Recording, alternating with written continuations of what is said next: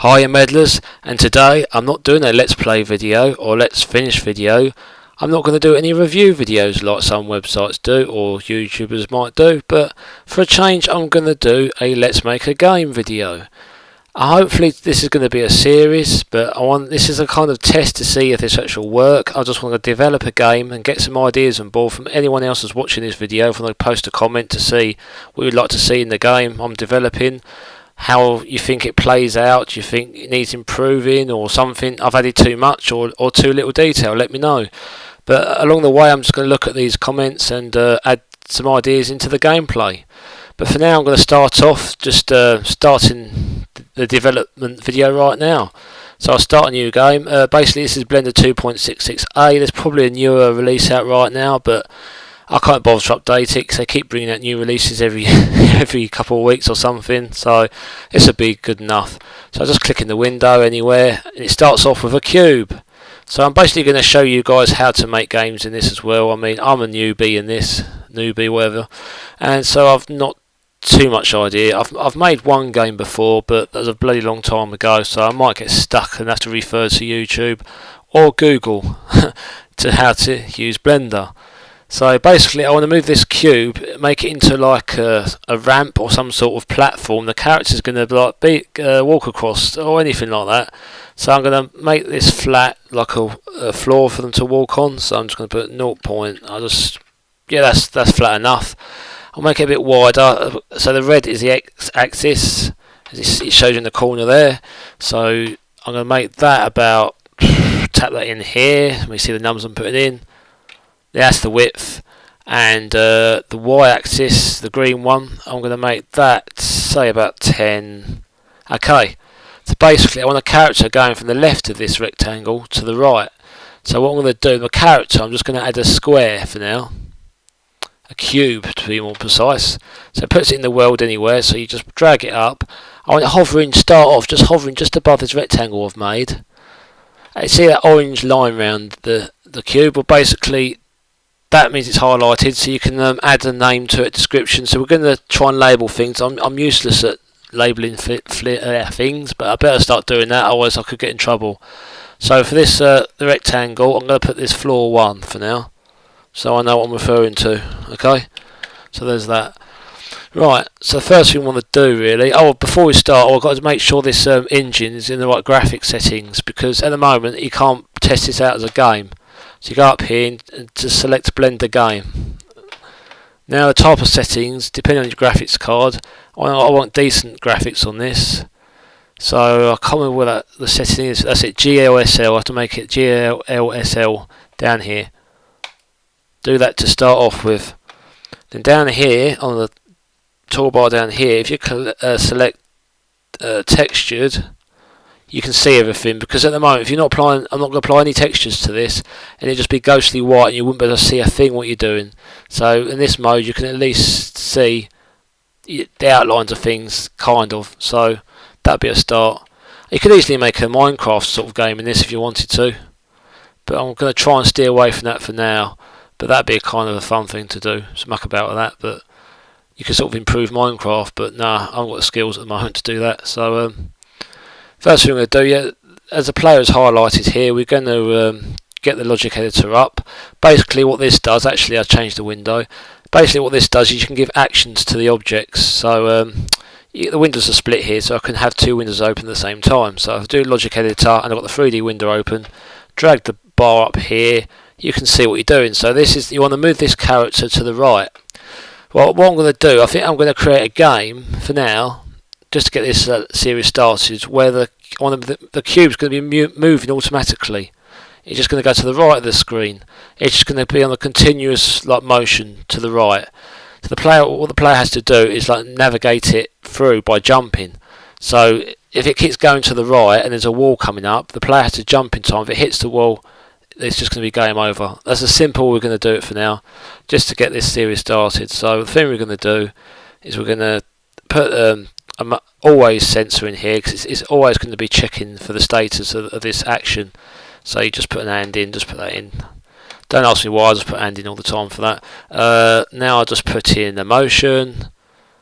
I just know I've got to put these things in 'cause I've done this before. So let's do a servo, and y-axis is the green, so I'll get to the right. So don't put a massive value in, else it's just going to go flying off the screen. So put 0.15, I think. Right, we link all these up. This is an always, so you can put keyboard controls. We're going to do that in a minute, but for now we just want the game to start. And that cube's not moving. Okay, fantastic. Right, the thing you're going to have to do is, you've got to make put the physics into the cube. Tell the computer what it needs to do. We're going to make it dynamic, so that instantly should give it some. Now it should see it moving. So we go game, start game engine. Okay, there you have it. It's moving. Not very well, mind you, but it's moving. So it's a bonus, but I don't know why it's so slow. Game start. Righty ho. So that's just too slow. We just up the ante. So we just put that to 0.60. It might be too fast now. Just go game and start. See, that's going really slow. Woo-hee. Let's do this just 2. Game start. Okay. So you see what I'm getting at. Just keep upping it till you're feeling comfortable with the speed. So if you're not sure on that, we'll change the angle. Right, we'll click the middle wheel button on the mouse. You can scroll it in and out to look, and then we can just press the start game. Would you say the speed's alright for that one? For some reason that isn't interacting with this work surface. Surely this is weird. That should drop off the end of that and just die, that brick, but it's not. Look at this. Just keeps going. The physics are shot up this. That should just fall off the end of the world. What is going on? Let's have a look here. If I put that up there. No, it shouldn't do that. It should drop down first. What is going on with that? Let's put a rigid body in it and see what happens. And that is having some weird stuff going on there. Let's just put a character motion and see what happens. So that's what it should do. It should plonk itself down like that. But I'm not too sure on how that works yet. So let's have a go at this then. Put the same controls in the y-axis. Yeah, that'll do. I'm happy with that. I'm happy with that. Yeah, I did the same. I just changed it from servo to character motion. I'll just put 0.15. And there you go. That's what we want. A continuous movement. See, it's falling off that rectangle because the rectangle is the only thing we've got in this world. Basically, it's just the ground it's got to stand on. So eventually, we're going to have a camera following this, and you're just going to be jumping over obstacles. So the first thing we're going to do is we're going to put an obstacle in. So if we just do a mesh, put another cube in, bung it up here. Now if we get the width of it, so we just put the width in, I don't know, do the X about 2, make it 3, it's not going to be too much, that looks about good. So now if you start the game, that'll crash into it hopefully. Yep, it doesn't like it, and it dies. And that's pretty weird reaction there. So what we're going to do now is we're going to get the player cube, right mouse click on it, we're going to put a keyboard action in this now so we can start controlling the actions. Where it says key, just click in there, press the up key. So what we want to do is we're going to say when you press up, the cube's going to jump. So we do an and in there, and we do another motion, and as it's up, when it's go upwards, so it'll be on the Z axis. So on the Z axis we'll put about, I don't know, this might be over egging this. Now 1.2 might fly, 0. I don't know, 30. Put that in there. Right, we'll link them up and see how it goes. This could be disastrous, this, but let's have a go. There you go. See, that's good. It worked well, but it's just a bit too high. You don't want it flying around like that. I mean, look at this. Whee, that's just... And the player can just keep going up and up. If you keep pressing up, it'll just keep going. So I think what you can add some weight to this now, this cube, to keep it more grounded. So if you just have to keep adding things. Oh yeah, it's like a balancing act. This is So what you could do is add another always on there. You can shrink these sizes down, like so you can see what you're doing. Put an always in, and put in a, what do we put in? State. I can't remember what it is. Motion parent property. Action, is it? It's a false. Oh dear, let's change this. Okay, I just had to Google up how to set some like false onto this object, because otherwise it's just gonna, you press up, it's just gonna go flying upwards. I mean, look at this at the moment. I can press start game, I move, and I go whee. It just goes up, up, up, and away.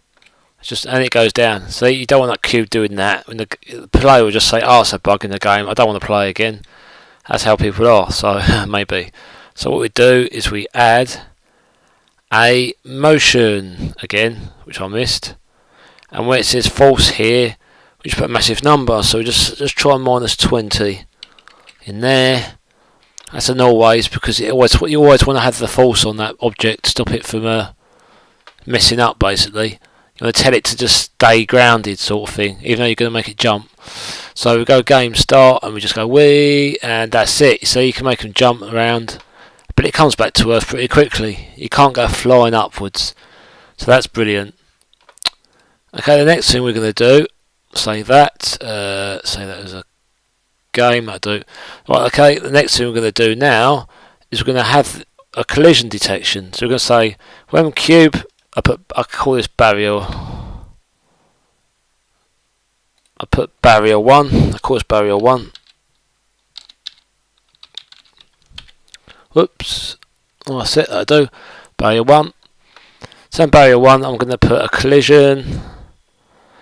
And for some reason, you could put when barrier 1 collides with player 1, or player I should say. But when I do that, it doesn't detect it. So what I tend to do is I assign a material.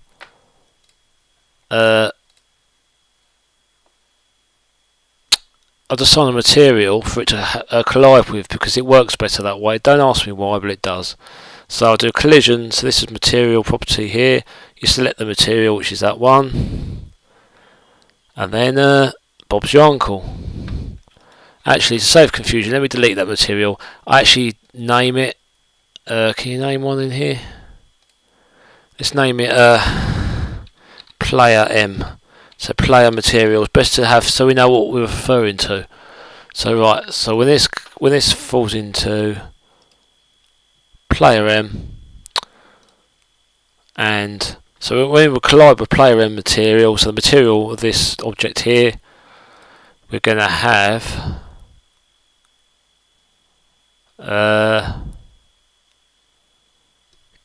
you could have a health bar. Right, so you get 3 tries and then you die, or we could just have the one try and you die. We just have the one try and you die. So what we're going to do is just restart game. I mean, we could have a main menu and stuff we could add later, but for now we're just going to have it simple. So the thing we're going to do is we just do game start. So I'm going to let it crash into that barrier and it should restart. That's it. See, it goes back. So what kind of works? Hits that. Restarts, hits that, and then it goes off into a stupid frenzy. I don't know why it's doing that. Never mind. So let's try and jump. Whee! Done it, made it. So at the moment it won't restart anymore, but it's sort of restarting. It's a bit buggy. Restarts when it hits that barrier. You see, I'll show you again. Goes start game, hits it, restarts, hits it, and it falls off for some reason.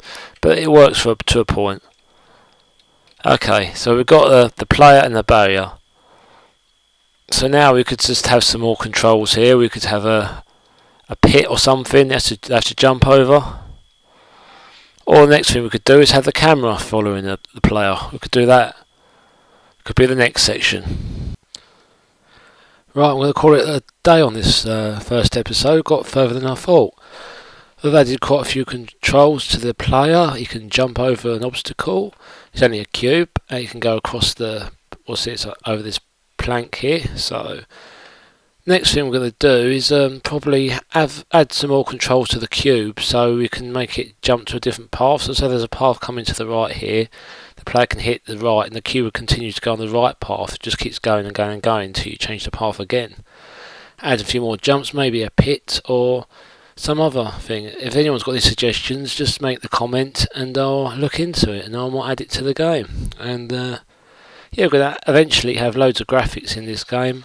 Have a nice environment to look in and have clouds maybe. Just have a nice ultra feel to this. Have some music. I might even play the guitar over the top of this and have some dialogue. Might have a little story involved. So it's going to be a whole completed production at the end of this. For the moment, it's not going to look polished at all. So we're just whacking in all the physics and the workings. So that's how everything starts. So thank you for watching, Meddlers, and I'll see you later. Note.2.Self.